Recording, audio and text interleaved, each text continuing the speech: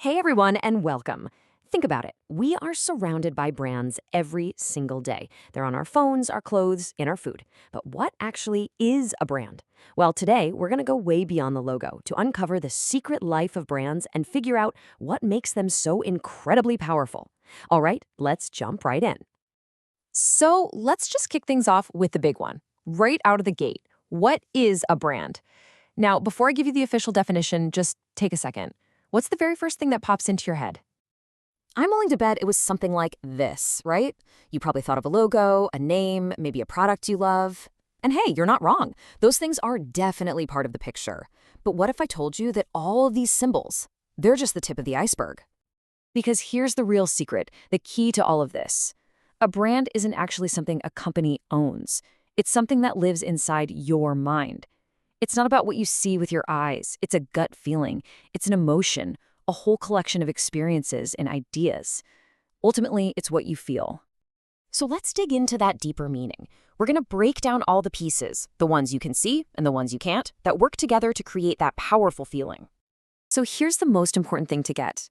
A brand is simply a set of perceptions. It's all about the mind share a company manages to occupy. You can almost think of it like real estate, but in your brain. A really strong brand has locked down a prime piece of property in there, a spot that you immediately connect with a specific idea or feeling. And you can really break this down into two sides. On the one hand, you've got the tangible stuff, the logo, the colors, the way the box looks. That's the stuff you can touch and see. But the other side, that's where the real magic happens. The intangibles, a company's reputation, your own personal experience, the trust you have in them, their values. That is what gives a brand its true power.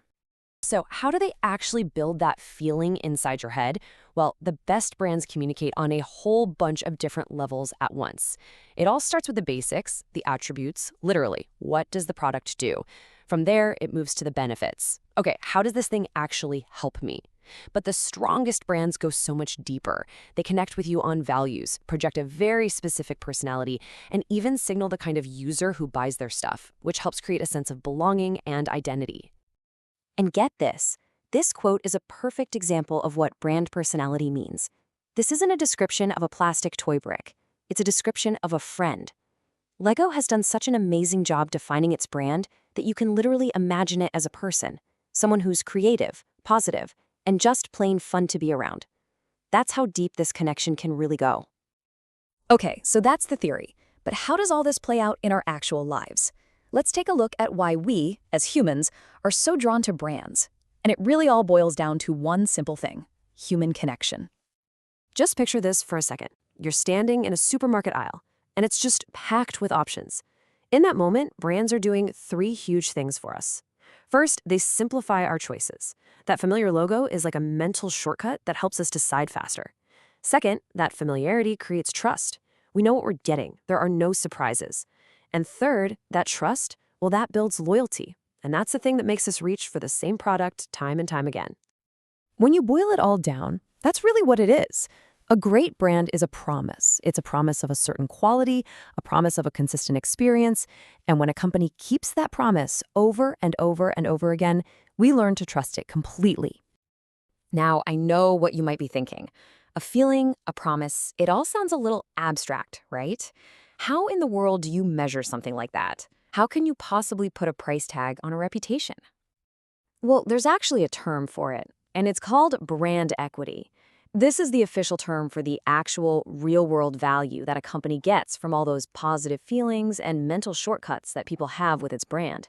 It's the tangible value of all that intangible goodwill. And I absolutely love this analogy. Think of brand equity like a bank account. Every single time you have a positive experience, it's a deposit. Every time the company breaks a promise, it's a withdrawal. A company with high brand equity has built up this huge reserve of trust that it can lean on. So how do you spot a brand with a ton of equity out in the wild? Honestly, you can see the results everywhere. They're the ones who can charge a little more for their stuff. They're the ones with fiercely loyal customers who will defend them to the end. They're household names, market leaders. And believe me, these things don't happen by accident. They are the direct payoff of carefully building all that brand equity. Okay, so we've covered the what and the why. For this last part, let's get into the how. What is the actual blueprint for building one of these great, lasting brands? It all has to start with a rock-solid foundation, and that's called the brand platform. And no, this isn't just some fluffy marketing jargon. It's a set of really important documents that define everything about the brand, from its core mission, its reason for being, all the way to the specific promise it makes to you.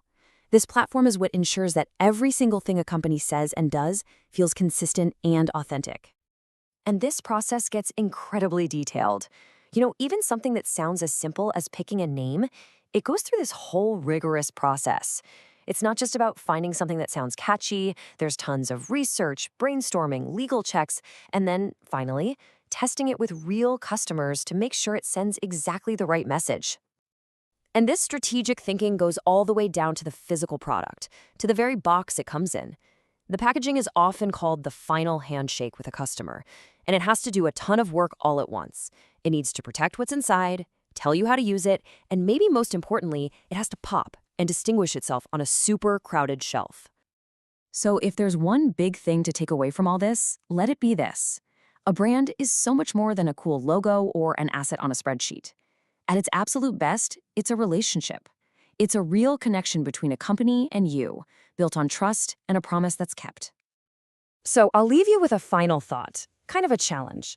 The next time you go to choose anything, a coffee, a car, a phone, just pause and ask yourself what's really driving your decision. Are you just buying a thing, or are you buying into a promise? It's something to think about.